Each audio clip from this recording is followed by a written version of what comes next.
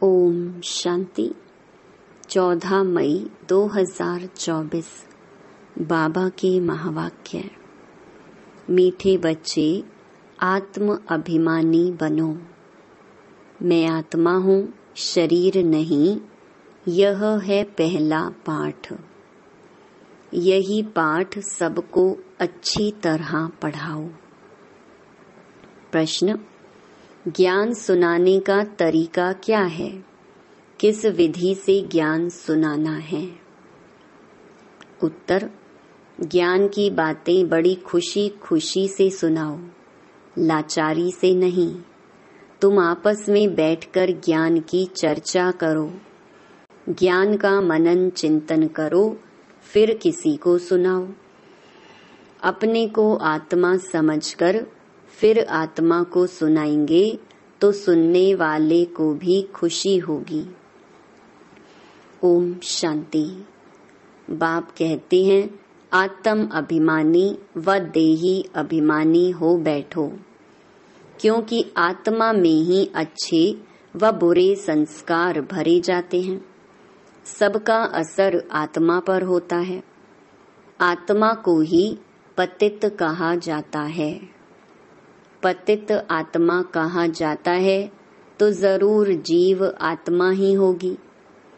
आत्मा शरीर के साथ ही होगी।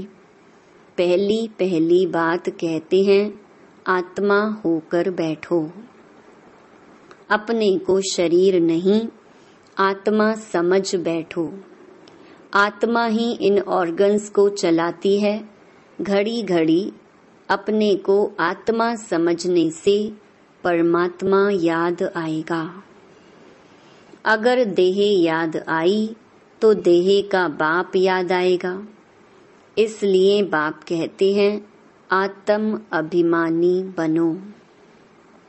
बाप पढ़ा रहे हैं, यह है पहला पाठ। तुम आत्मा अविनाशी हो, शरीर विनाशी है। हम आत्मा हैं। यह पहला शब्द याद नहीं करेंगे तो कच्चे पड़ जाएंगे। मैं आत्मा हूँ, शरीर नहीं हूँ। यह शब्द इस समय बाप पढ़ाते हैं।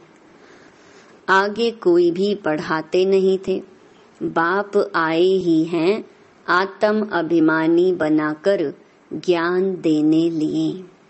पहला ज्ञान देते हैं, हे आत्मा तुम पतित हो, क्योंकि यह है ही पुरानी दुनिया। प्रदर्शनी में भी तुम बच्चे बहुतों को समझाते हो, प्रश्न उत्तर करते हैं। तो जब दिन के समय रेस्ट मिलती है, उस समय आपस में मिलना चाहिए, समाचार पूछना चाहिए। किसने क्या क्या प्रश्न पूछे, हमने क्या समझाया, फिर उनको समझाना है। फिर उस पर ऐसे नहीं ऐसे समझाना चाहिए। समझाने की युक्ति सबकी एक नहीं होती। मूल बात है, अपने को आत्मा समझते हो या देह। दो बाप भी सबके हैं जरूर। जो भी देहधारी हैं, उनका लौकिक बाप भी है, पारलौकिक भी है। हद का बाप तो कॉमन है। यहाँ तुमको मिला है बेहद का बाप। वह हम आत्माओं को बैठ समझाते हैं। वह एक ही बाप भी है, टीचर भी है, गुरु भी है। यह पक्का कर देना चाहिए। जब तुम किसको समझाते हो, जो तुमसे प्रश्न पूछते हैं, उस पर आपस में बैठना चाहिए। जो होशियार हैं, उनको भी बैठना चाहिए। तुमको टाइम मिलता है दिन के समय। ऐसा नहीं कि भोजन खाते हैं इसलिए नींद का नशा आए। जो बहुत खाना खाते हैं, उनको नींद का आलस्य आता है। दिन में क्लास करना चाहिए। फलाने ने यह पूछा, हमने यह रिस्पॉन्स किया। प्रश्न तो भिन्न भिन्न पूछेंगे, उनका रिस्पॉन्स भी चाहिए रियल। देखना चाहिए उनको कशिश में लाया, सेटिस्फाई हुआ। नहीं तो फिर करेक्शन निकालनी चाहिए। जो होशियार हैं उनको भी बैठना चाहिए, ऐसे नहीं खाना खाया जल्दी नींद आई। देवताएं खाना बहुत थोड़ा खाते हैं, क्योंकि खुशी है ना, इसलिए कहा जाता है खुशी जैसी खुराक नहीं। तुम बच्चों को अथाह खुशी होनी चाहिए। ब्राह्मण बनने में बड़ी खुशी है। ब्राह्मण बनते ही तब हैं जब उनको खुशी मिलती है। देवताओं को खुशी है ना, क्योंकि उन्हों के पास धन महल आदि सब कुछ है, तो उन्हों के लिए खुशी ही काफी है। खुशी में खाना भी बहुत थोड़ा सूक्ष्म खाएंगे। यह भी एक कायदा है। जास्ती खाने वाले को जास्ती नींद आएगी। जिसको नींद का नशा होगा वह किसको समझा भी नहीं सकेंगे, जैसे लाचार। यह ज्ञान की बातें तो बड़ी खुशी से सुननी सुनानी चाहिए, समझाने में भी सहज होगा। मूल बात है बाप का परिचय देना। ब्रह्मा को तो कोई जानते नहीं। प्रजापिता ब्रह्मा है, ढेर की ढेर प्रजा है। यह प्रजापिता ब्रह्मा कैसे होगा, इस पर बहुत अच्छी रीति समझाना है। बाप ने समझाया है। इनके बहुत जन्मों के अंत के भी अंत में वानप्रस्थ अवस्था में मैं प्रवेश करता हूँ। नहीं तो रथ कहाँ से आए? रथ गाया हुआ ही शिव बाबा के लिए हैं। रथ में कैसे आते हैं? उसमें मूंझते हैं। रथ तो जरूर चाहिए। श्री कृष्ण तो हो न सके तो जरूर ब्रह्मा द्वारा समझाएंगे। ऊपर से तो नहीं बोलेंगे। ब्रह्मा कहाँ से आया? बाप ने सुनाया है, मैं इनमें प्रवेश करता हूँ जिसने पूरे 84 जन्म लिए हैं। यह खुद नहीं जानते, मैं सुनाता हूँ। श्री कृष्ण को तो रथ की दरकार ही नहीं। श्री कृष्ण कहने से फिर तो भागीरथ गुम हो जाएगा। श्री कृष्ण को भागीरथ नहीं कहा जाता। उनका तो पहला जन्म है प्रिंस का। तो बच्चों को अंदर में विचार सागर मंथन करना चाहिए।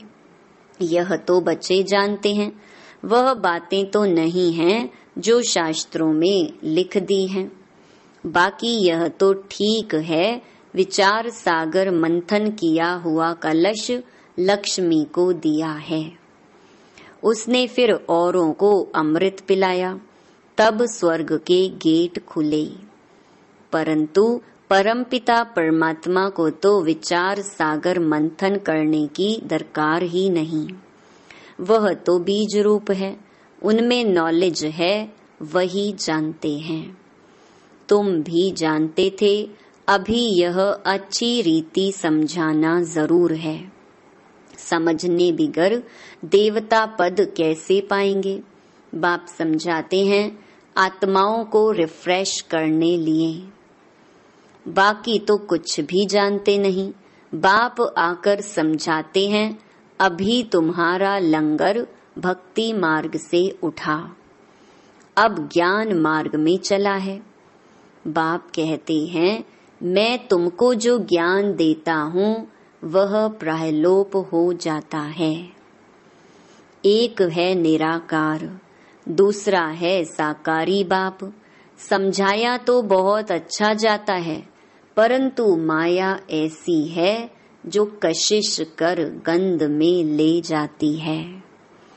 पतित बन पड़ते हैं। बाप कहते हैं, बच्चे तुम काम चिता पर चढ़ एकदम कब्रिस्तान में आ गई हो।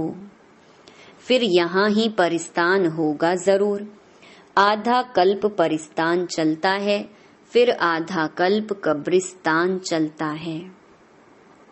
अभी सब कब्र दाखिल होने हैं। सीढ़ी पर भी अच्छी रीति समझा सकते हो। यह है ही पतित राज्य, इसका विनाश जरूर होना है। इस धरनी पर अभी कब्रिस्तान है, फिर यही धरनी चेंज हो जाएगी, अर्थात आयरन एजेड से गोल्डन एजेड दुनिया होगी। फिर 2 कला कम होंगी, तत्वों की भी कला कम होती जाती है, तो फिर उपद्रव मचाते हैं। तुम सभी को अच्छी रीति समझाते हो, अगर नहीं समझते तो गोया कौड़ी मिसल है, कोई वैल्यू नहीं है। यह वैल्यू तो बाप बैठ बतलाते हैं। गाया भी जाता है, हीरे जैसा जन्म। तुम भी पहले बाप को नहीं जानते थे, तुम कौड़ी जैसे थे।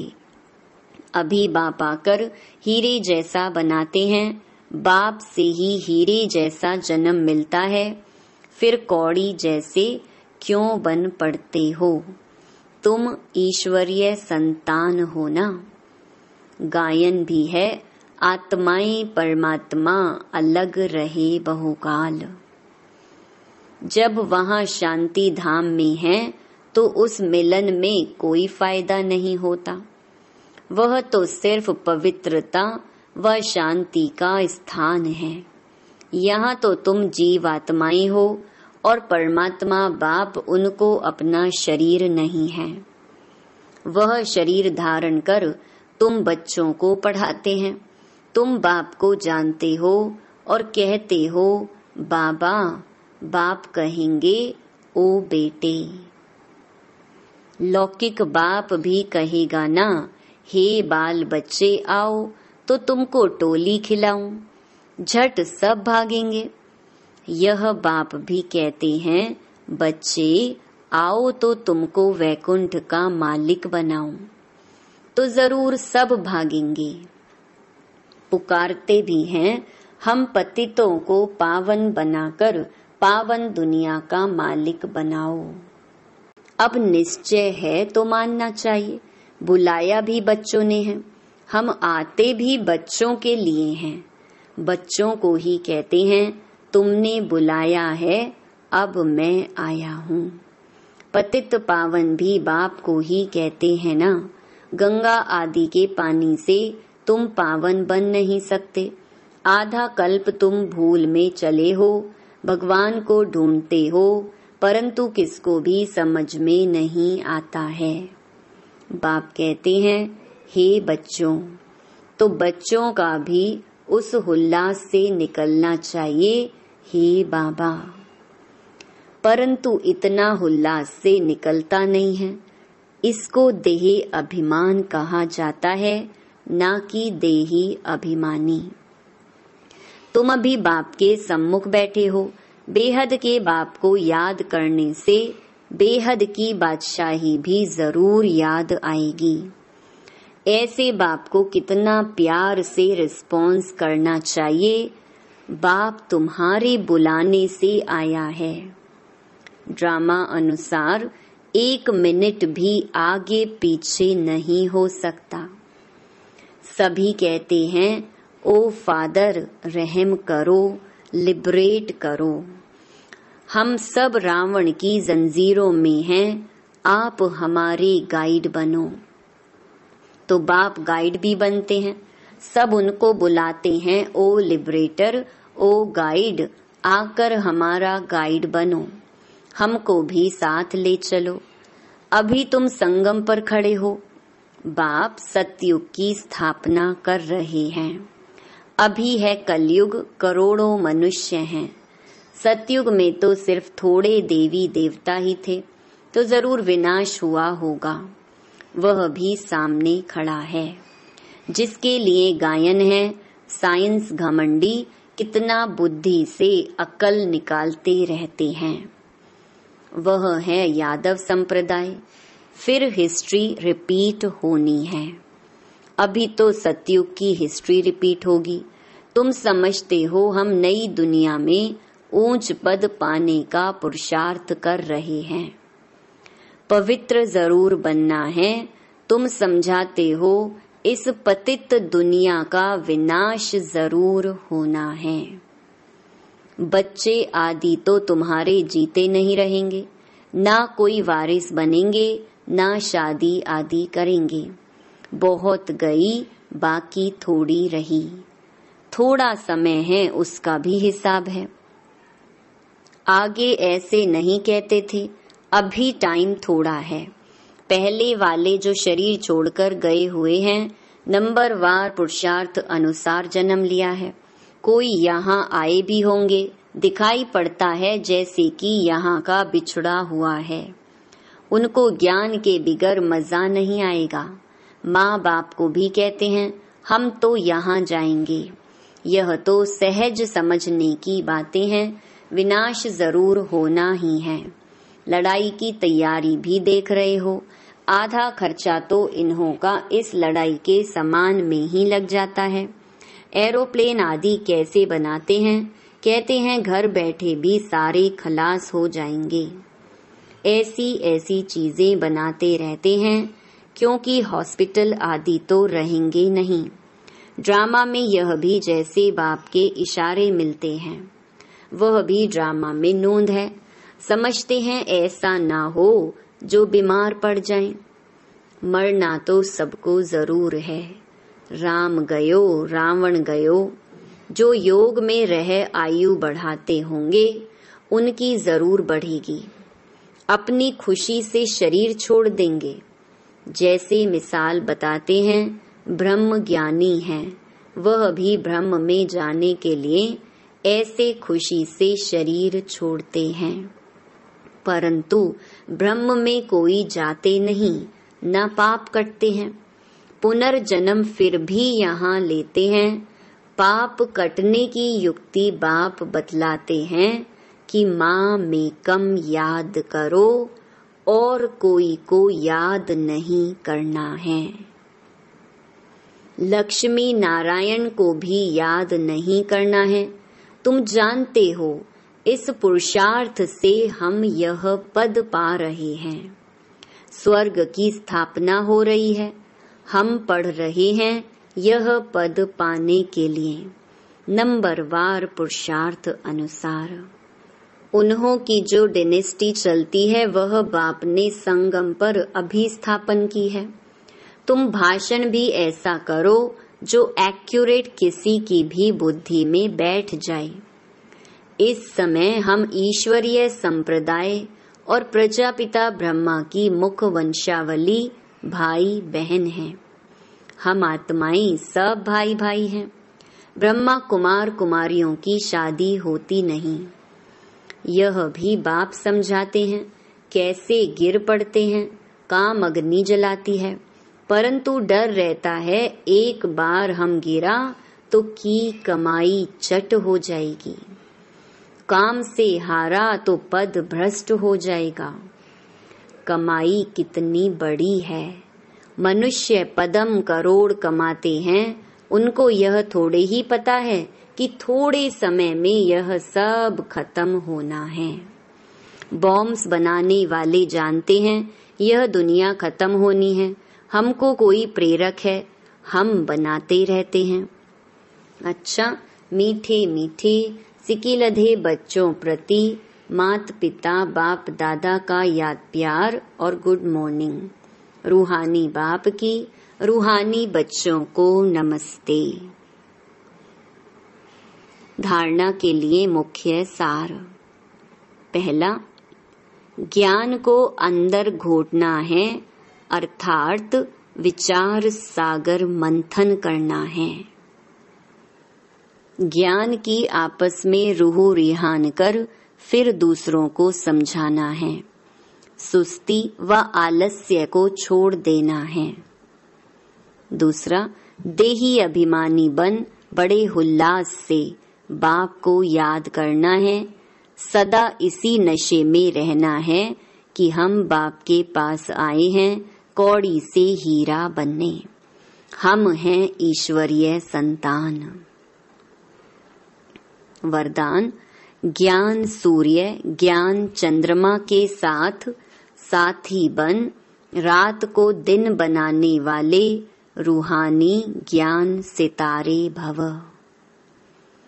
जैसे वह सितारे रात में प्रकट होते हैं, ऐसे आप रूहानी ज्ञान सितारे, चमकते हुए सितारे भी ब्रह्मा की रात में प्रकट होते हो।